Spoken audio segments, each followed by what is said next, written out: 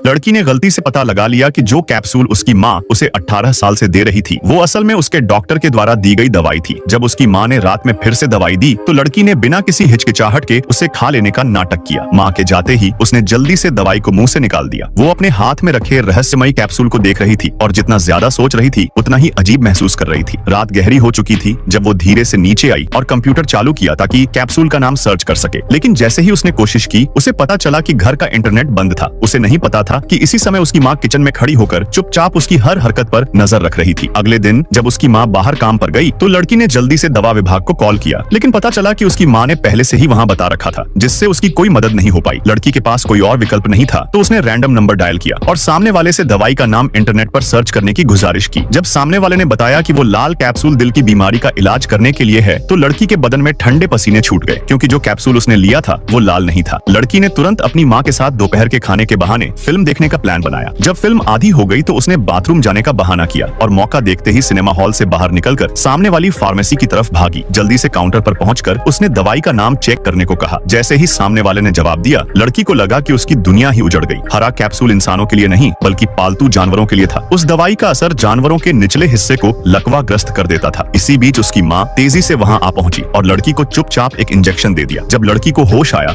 तो उसने टेबल पर खाना रखा देखा। वो तुरंत दरवाजा खोलने दौड़ी, लेकिन पाया कि दरवाजा बाहर से बंद था। जल्दी से चाबी उठाई और ताला खोलने की कोशिश की, लेकिन कुछ नहीं हुआ। उसे समझ आया कि दरवाजा बाहर से फंसा हुआ है। फिर उसने खिड़की खोली और बाहर झांका। उसने पहले खाना खाया ताकि थोड़ी ऊर्जा मिले, फिर मुंह में पानी भरा और अपने औजार लेकर खिड़की से बाहर निकल गई। धीरे धीरे रेंगते हुए वो अपनी माँ के कमरे तक पहुंची। पहले उसने सोल्डरिंग आयरन से कांच में छेद किया, फिर मुंह से पानी छिड़का जिससे कांच तुरंत टूट गया। लेकिन जैसे ही वो कमरे में घुसी, अचानक उसका अस्थमा भड़क उठा।